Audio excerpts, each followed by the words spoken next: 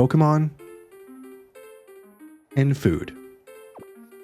Oh, hi, I'm Yugz, and ever since I can remember, I've always wondered, what are they eating in the Pokemon world? Well, let's talk about that question while doing something I know best, shiny hunting. And I think I have the perfect target. We should go after the 3 forms of the newest and cutest food Pokemon, Tatsugiri. Food Pokemon? Yeah, we'll get there.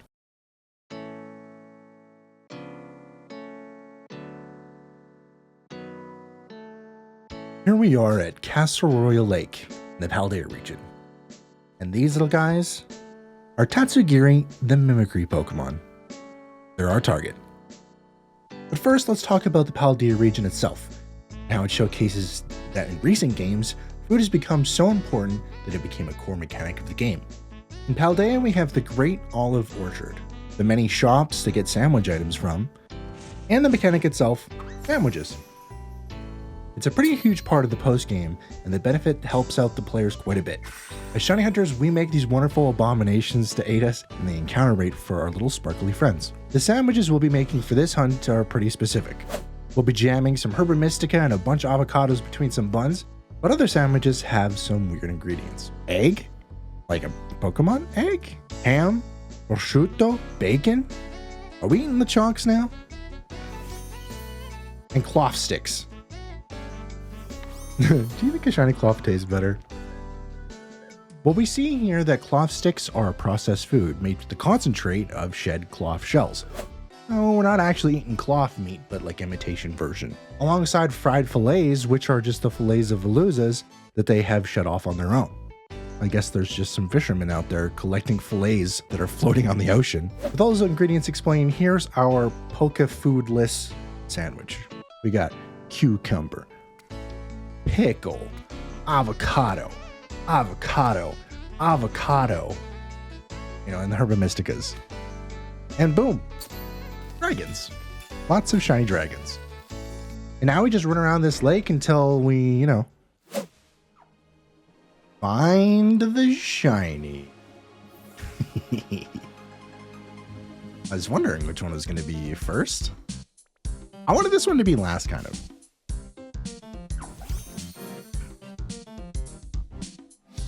Yo, this is a pretty solid one. I think this is one of the cooler shinies of Gen 9 for sure. All right, Premier Ball. I think I'm gonna catch all 3 of these guys in Premier Balls. I know it only kind of suits the one, but we'll see. We'll see how it looks in the other ones. All right, let's do a quick little check. See if it's marked. No, okay, not marked. Hey, but that's okay. We got 1 shiny down. Let's go. All right, so we are 1 for 3 on Shiny Tatsu. So now I think it's time to move on to the reason why I had ever first thought of the idea of eating Pokemon, and that is the anime. The anime used to reference eating Pokemon a lot. The games talk about like the Slowpoke tail market and how kids feast off the back of Appletons, but the anime for Pokemon shows this. Wait a minute, Professor, you're not eating my Krabby, are you? Don't worry, I'm taking good care of your Krabby. It's right here. Anyway, that Krabby of yours is too small to make a very hearty meal. On the other hand, the Krabby that Gary caught would make an excellent dinner, much better than tofu. Yeah, I think Professor Oak should probably just stick to tofu. And they also say this in episode 46 of the Indigo League anime. Farfetch'd, a wild duck Pokemon. Farfetch'd makes a delicious meal, especially when cooked with leek. Because of this, Farfetch'd is nearly extinct. But here's another strange instance in the anime showing non-Pokemon animals like fish that come from like our world. Just regular old fish.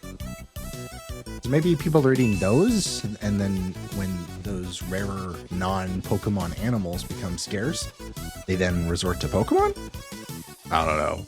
That was always a strange thought to me, because when I was a kid, that was when the original Pokemon anime aired on television. And I'm gonna be honest, 90s kids television, I feel like was a little more out of pocket than, modern kids television. But enough watching TV, let's get back to the hunt. Wait, is that shiny? Yo, that's totally shiny. Yo, let's go. Oh, wait, no, I have the wrong Pokemon out. Hold on. There we go. Proper Pokemon out. If you guys didn't know, actually, Tatsugiri has this wonderful move called Memento, and it just faints itself. So I use my own Tatsugiri with Taunt, so I have a few turns that I can throw a couple Pokeballs, and I'll be safe. But yeah, it's scary hunting this Pokemon sometimes. All right, and another Premier Ball. I don't know if this one, well, it doesn't fit, but we started the video with a motif. We'll stick with it. All right. Well, and we'll check yet again to see if we get ourselves a mark. No mark. Oh well. Yo, Bones Jr. out here looking at Tatsugiri like he wants a snack. You should make sure to subscribe so you stop him from chomping down on some Tatsugiri. Well, maybe the anime world and the Pokemon world are considered different universes. So maybe our question still isn't fully answered?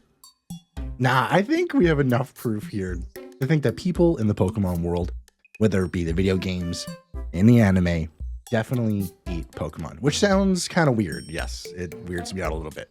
You know what else I thought was interesting? I found a bunch of Pokedex entries that, show off Pokemon byproducts.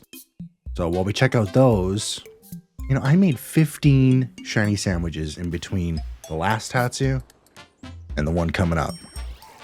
And over 3 weeks of hunting, I found a lot of shinies that aren't the last Tatsugiri. So here's all of them.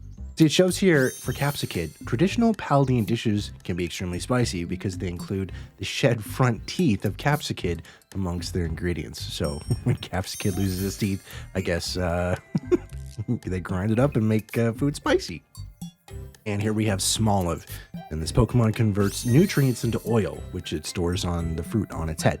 So the little olive produces oil, and you can see that we use olive oil in the sandwiches. So, another Pokemon byproduct.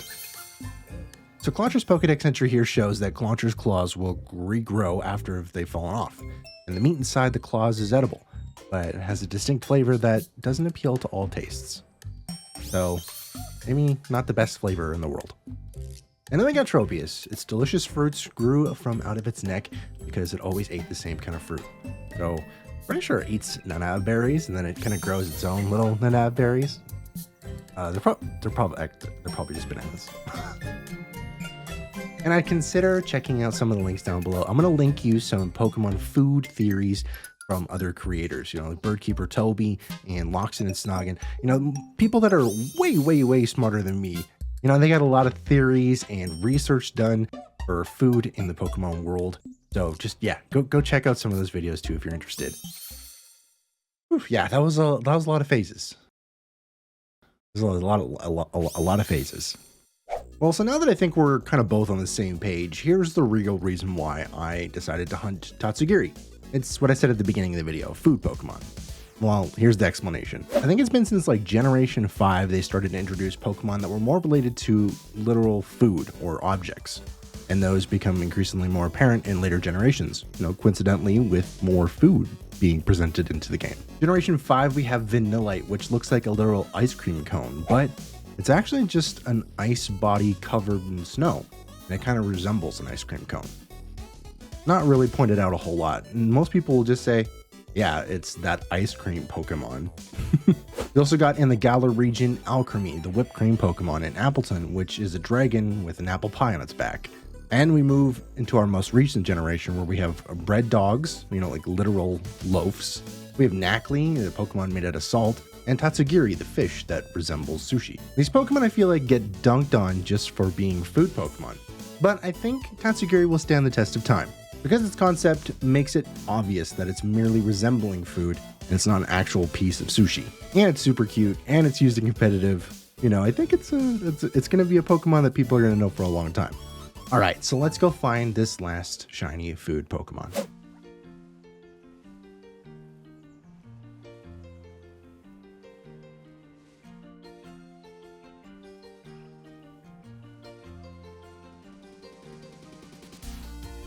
Yes! Yes! Yes! What's this camera angle? Yes! Yes! Oh my god! Oh my god, thank god it's over.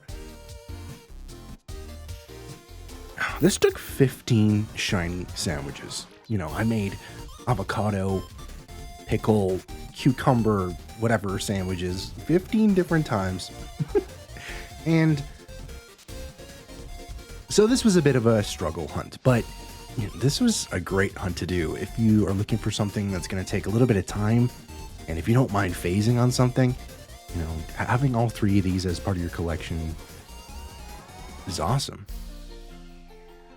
The fact that they all have different colorations to them, and the fact that they all kind of do something different in battle too, is kind of cool.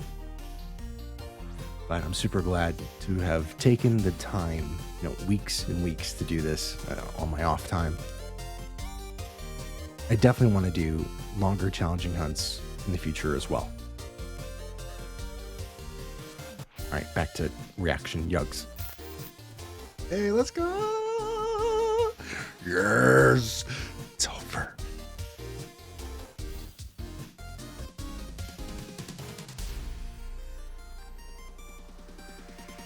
So good. Oh my god, that's like that's kind of now my favorite one. That looks awesome.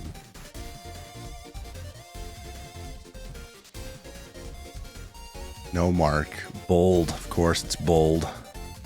There we have it. All 3 shiny Tatsugiri. You know, I really like the design of all 3 forms. And, you know, some people say that the shinies are, I don't know, a little bit to be desired. But I actually really like how each of them represent a different style of sushi. And their shiny versions are just like, I don't know, maybe like a cooked variant of that. But that's okay. Shiny doesn't have to be that amazing. I mean, I really like the white Tatsugiri, but the shiny doesn't have to be that amazing, especially when it's such a beast in the competitive. When paired with Dondozo, this thing's a powerhouse. And that's why I think this Pokemon will stand the test of time. It'll be a Pokemon that's like surrounded in positivity rather than, oh, just that sushi Pokemon. Kind of like with Vanilla. Do you think they will continue down this route in the future for more cooking mechanics and more Pokemon that resemble food? You know, I'm all on board for it, just as long as I don't picture myself actually eating a Pokemon. Do you think you can actually stomach eating a Pokemon? I hope not. All right, I'll catch you on the next one. Smile later.